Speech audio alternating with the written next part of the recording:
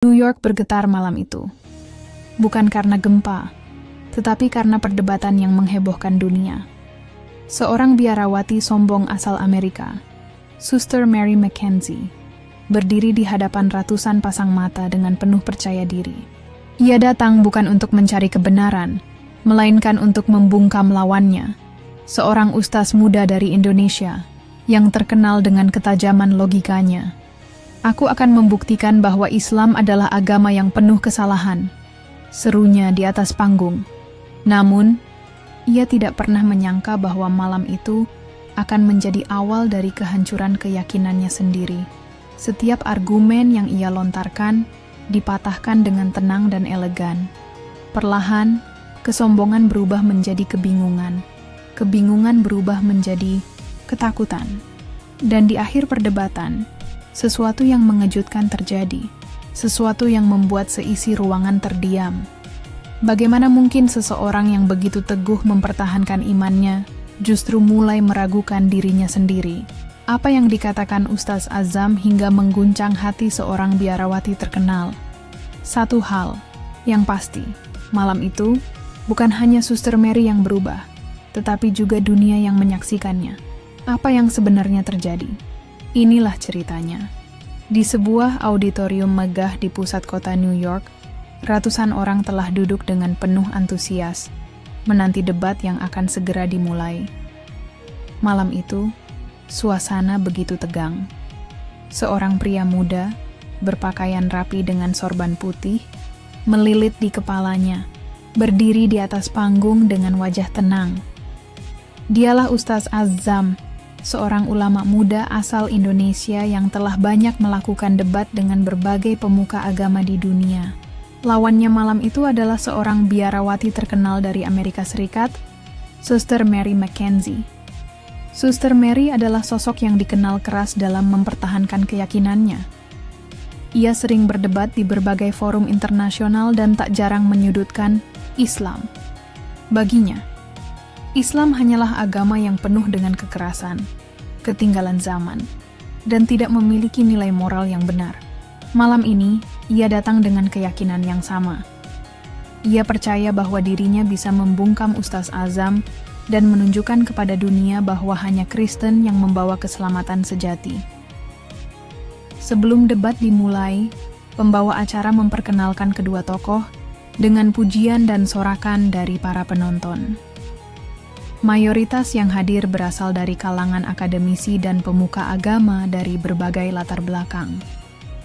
Sebagian mendukung Suster Mary, sebagian lagi datang dengan harapan mendapatkan wawasan baru dari Ustaz Azam.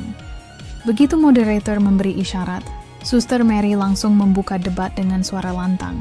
Islam bukanlah agama damai. Jika memang benar Islam membawa rahmat, mengapa banyak teroris yang mengatasnamakan Islam? Muhammad hanyalah manusia biasa. Dia tidak lebih dari seorang pemimpin politik yang mengumpulkan pengikut dengan pedang.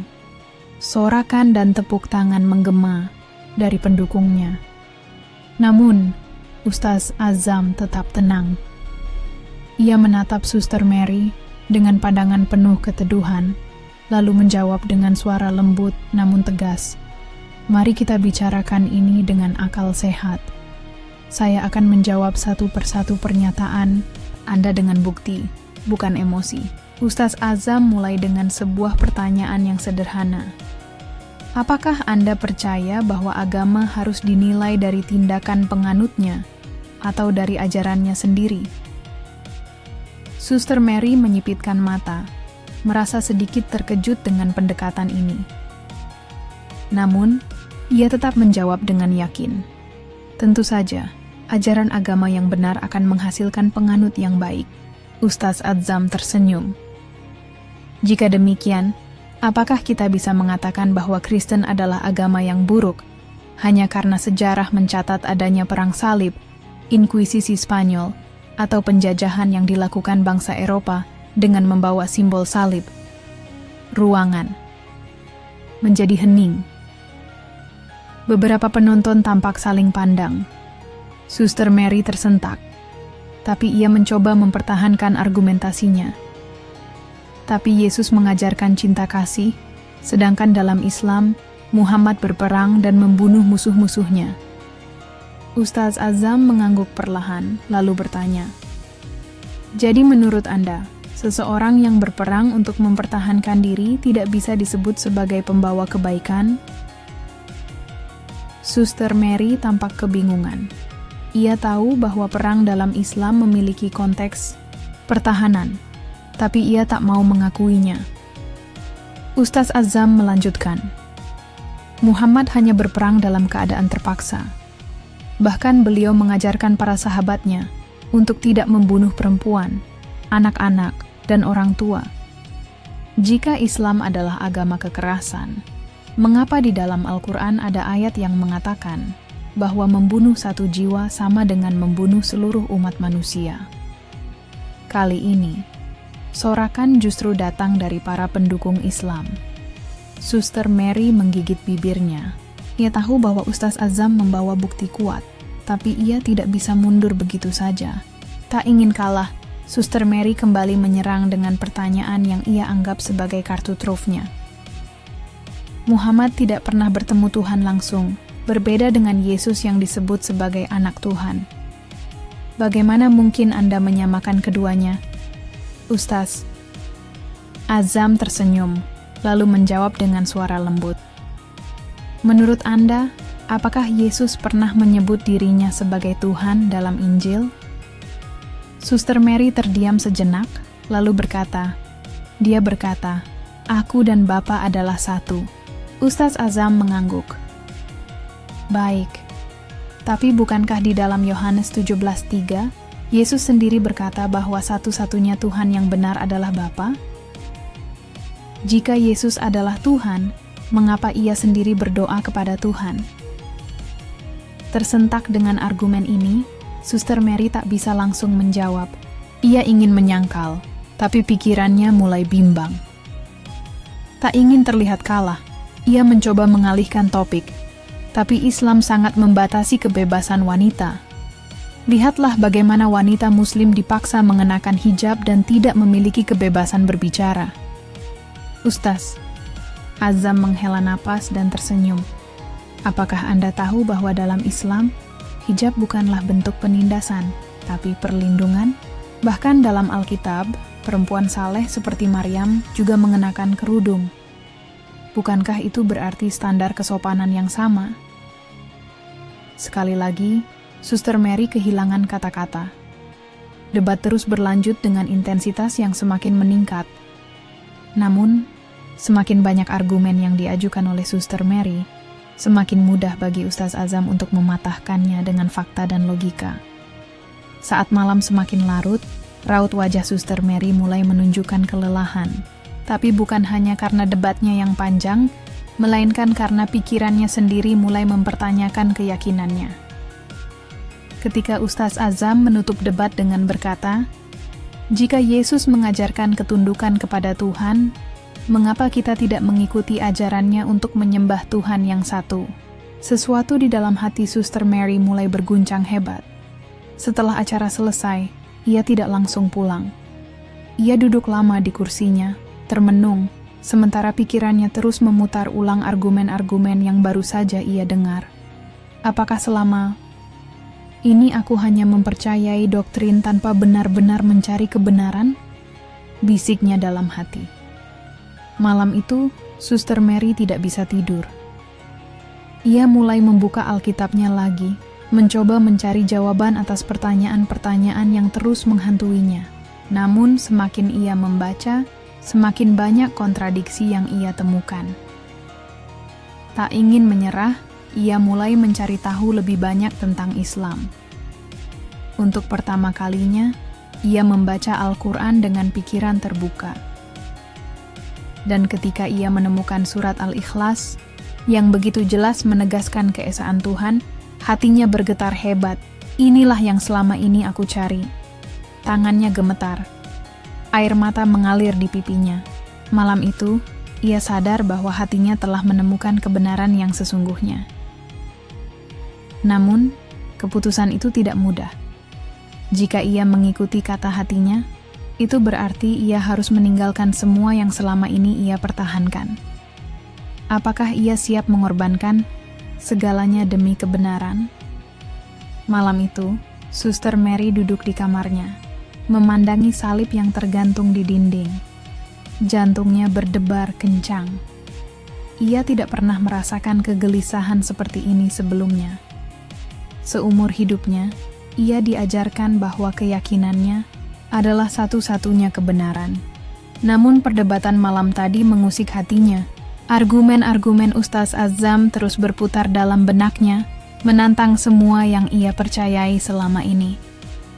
Dibayangi rasa penasaran, ia mengambil Alkitab dari rak buku di samping tempat tidurnya. Tangannya gemetar saat membukanya. Ia mencoba mencari ayat-ayat yang bisa menguatkan keyakinannya kembali. Namun, semakin ia membaca, semakin banyak pertanyaan yang muncul. Mengapa ada banyak kontradiksi dalam kitab sucinya? Mengapa Yesus sendiri berdoa kepada Tuhan jika ia adalah Tuhan? Mengapa ada begitu banyak versi Alkitab yang berbeda? Ia mencoba menyangkal pikirannya sendiri, tetapi hatinya menolak. Dengan penuh keraguan, ia membuka ponselnya dan mulai mencari informasi tentang Islam. Untuk pertama kalinya dalam hidupnya, ia membaca Al-Quran. Ayat-ayatnya terasa begitu jelas, tanpa ada kontradiksi, tanpa keraguan. Saat ia sampai pada surat Al-Ikhlas, tubuhnya bergetar. Katakanlah dialah Allah yang Maha Esa. Allah tempat bergantung segala sesuatu. Dia tidak beranak dan tidak diperanakkan. Dan tidak ada sesuatu pun yang setara dengannya. Air matanya jatuh. Begitu sederhana, begitu jelas. Tanpa doktrin rumit, tanpa konsep trinitas yang sulit dijelaskan. Hanya Tuhan yang Esa, tidak beranak dan tidak diperanakkan. Hatinya mulai menerima sesuatu yang selama ini ia tolak. Bagaimana mungkin aku tidak pernah mengetahui ini sebelumnya? Bisiknya. Tapi kemudian, ketakutan menyelimutinya. Jika ia mengikuti, kata hatinya, itu berarti ia akan meninggalkan semua yang selama ini ia percayai. Bagaimana dengan keluarganya? Bagaimana dengan rekan-rekan biarawatinya? Bagaimana dengan gereja yang telah membesarkan namanya? Apakah ia siap mengorbankan segalanya demi kebenaran?